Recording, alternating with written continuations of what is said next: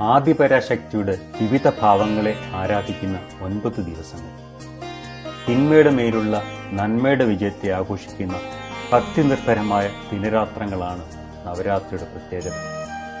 നവരാത്രി ദിവസങ്ങളിൽ പ്രധാനമായും ദേവി ആരാധനയാണ് നടക്കുന്നത്. ശക്തിസ്വരൂപിണി എന്ന സങ്കല്പത്തിൻ്റെ അടിസ്ഥാനത്തിൽ ആദ്യത്തെ 3 ദിവസം പാർവതി ദേവിയെയും അടുത്ത 3 ദിവസം ലക്ഷ്മി ദേവിയെയും അവസാന 3 ദിവസം സരസ്വതി ദേവിയെയും സങ്കല്പിച്ചാണ് പൂജകൾ. നവരാത്രിയുടെ ആദ്യ ദിനം ശൈലപുത്രിയാണ് ആരാധിക്കുന്നത്. ഹിമവാന്റെ മകളാണ് പാർവതി. ഒരു കൈയിൽ ശൂലവും മറുകൈയിൽ താമരയും ദേവി ഏന്തിയിരിക്കുന്നു. 2-ാം ദിവസം ദുർഗാദേവിയെ ബ്രഹ്മചാരിണി ഭാവത്തിൽ ആരാധിക്കുന്നു. ഇടത് കൈയിൽ കമണ്ഡലവും വലത് കൈയിൽ അക്ഷമാലയും ഏന്തി ശുഭ്രവസ്ത്രം ധരിച്ചതാണ് ദേവിയുടെ രൂപം. ഹിമവാന്റെ പുത്രയായി ജനിച്ച ദേവി ശിവന്റെ പത്നിയാകാൻ നാരദമുനിയുടെ നിർദ്ദേശപ്രകാരം തപസ് ചെയ്തു. കഠിന തപസ് അനുഷ്ഠിച്ചതിനാൽ ദേവിക്ക് ബ്രഹ്മചാരിണി എന്ന നാമം ലഭിച്ചു.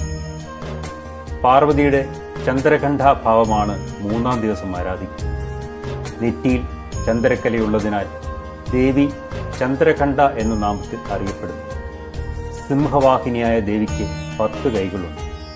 ഓരോ കൈകളിലുമായി പത്മം, ധനുഷ്, ബാണം, കമണ്ഡലു, ഖഡ്ഗം, ഗദ, ശൂലം എന്നീ ആയുധങ്ങളുമുണ്ട്.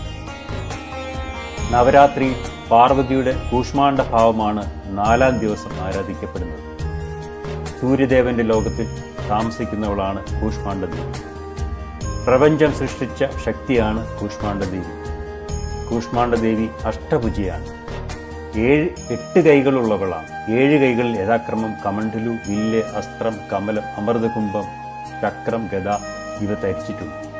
അഷ്ടസിദ്ധികളും നവതിഥികളും പ്രദാനം ചെയ്യാൻ കഴിയുള്ള ദിവ്യമാലയാണ് 8-ാം കരത്തിൽ ധരിച്ചിട്ടുള്ളത്. സിംഹമാണ് ദേവീവാഹനം. നവരാത്രിയിൽ 5-ാം ദിവസമായ പഞ്ചമിയിൽ ദേവിയെ സ്കന്ദമാതാ ഭാവത്തിലാണ് പൂജിക്കുന്നത്.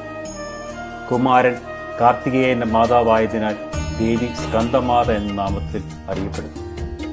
സ്കന്ദനെ മടിയിലിരുത്തി ലാളിക്കുന്ന മാതൃഭാവമാണ് ദേവി. 4 കൈകളാണ് ദേവിക്കുള്ളത്. വലത് കൈകളിൽ ഒന്നിൽ 6 ശിരസ്സോടുകൂടിയ ബാലമുരുകനും മറ്റേതിൽ താമരപ്പൂവുമാണ്.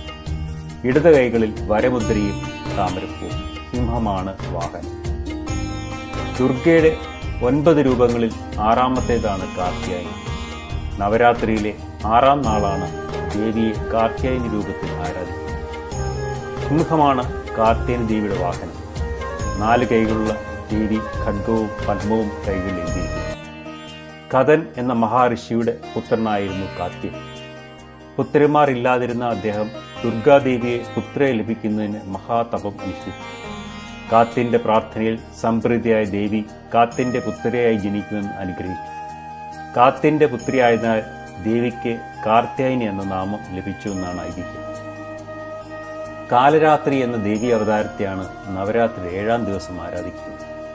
കാലരാത്രി എന്ന രൂപം ധരിച്ചാണ് ദുർഗാദേവി രക്തബീജൻ എന്ന അസുരനെ വധിച്ചത്. കറുപ്പ് നിറത്തോടു കൂടിയ കാലരാത്രി മാതാദേവി ദുർഗയുടെ രൗദ്ര രൂപമാണ്. 4 കൈകളോട് കൂടിയ ദേവിയുടെ വാഹനം കഴുതയാണ്. നവദുർഗാ ഭാവങ്ങളിൽ 8-ാമത്തെ ഭാവമാണ് മഹാഗൗരി.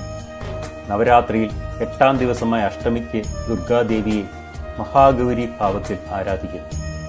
തൂവെള്ള നിറമുണ്ടായിരുന്ന ദേവി ശിവപ്രാപ്തിക്കായി തപസ് ചെയ്ത ദേവിയുടെ ശരീരം മുഴുവനും പൊടിവളരങ്ങളും മണ്ണും കൊണ്ട് ഇരുണ്ട നിറമായി.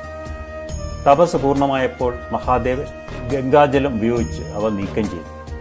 അപ്പോൾ ദേവിയുടെ ശരീരം വെളുത്ത് പ്രകാശം പൊഴിക്കുന്ന പോലെ ആയെന്നും അന്നു മുതൽ ദേവി മഹാഗൗരി എന്നറിയപ്പെടുന്നുവെന്നും കഥകളുണ്ട്.